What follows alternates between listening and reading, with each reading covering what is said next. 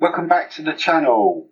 We got 14 subscribers, so thanks to all our subscribers, people that have liked the video.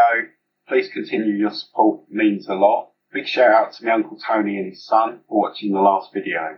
With that being said, let's get on with the video. If you recall, in the last video I mentioned about a mod I was considering doing or attempting to do to the Katana Mini. Why would you want to mod a Katana Mini, you might ask? It gives great metal tones, it's a great little practice amp for use in the bedroom. It's pretty good, so why risk ruining it?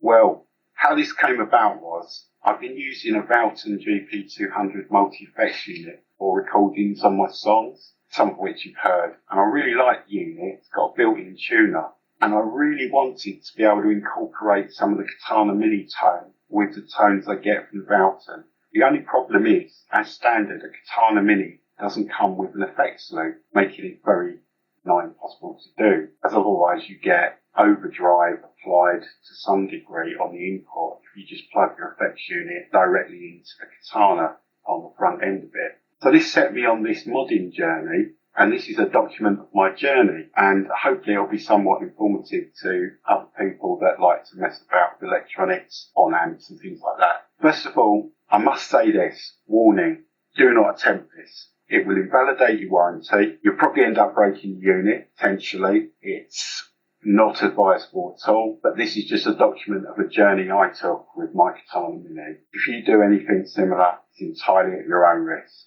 So just bear that in mind. Okay, with that being said, what did I do first? The first job was to take the thing apart. For this, you need a long-handled screwdriver like this one. It had a magnetic tip, which was really useful because most of the screws in the Katana Mini are set quite deep in plastic injection molded holes. So you need that to get them out easy and not lose your screws. Having got all the screws out, there's a few little stealth screws that were still holding things together that need taken out, like the grounding post at the back of the unit, and there's a screw on the power connector socket.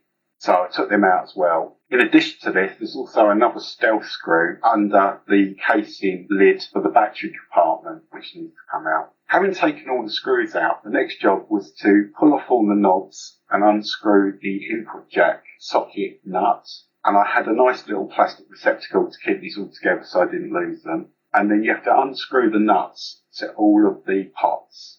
And then pull apart the two halves of the case, leaving the speaker attached.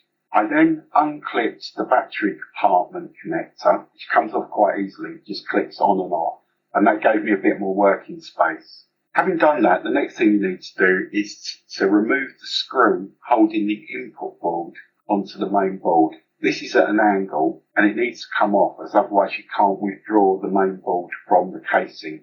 Once this has been done, the main board comes out quite easily then with the input board attached to it by its wires. And the speaker is also still attached, which I used in a testing capacity when working out what to do. I then cut two wire leads about this long. One was for the send hot wire to the new sockets for the send and return. The other one was for the hot return from the socket to the board.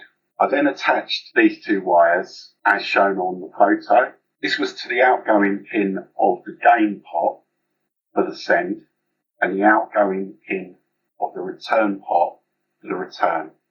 These wires were connected from these pins to the hot terminal on their respective sockets. I then had to find audio ground, which I found on the input board, and connected two black ground wires about this long to that.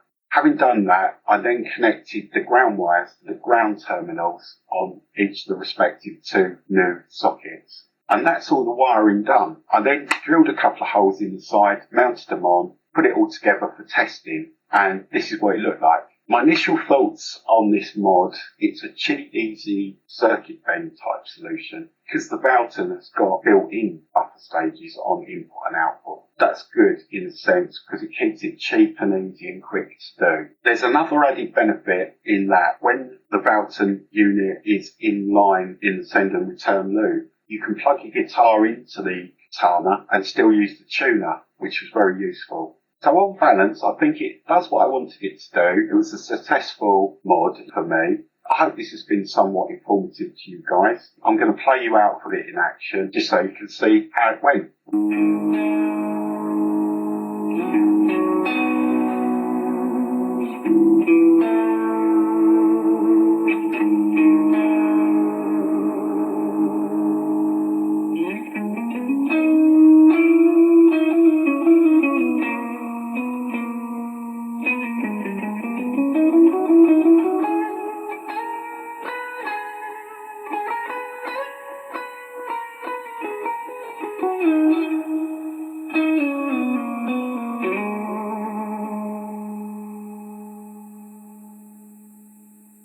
Thank you very much for watching the video. See you in the next one.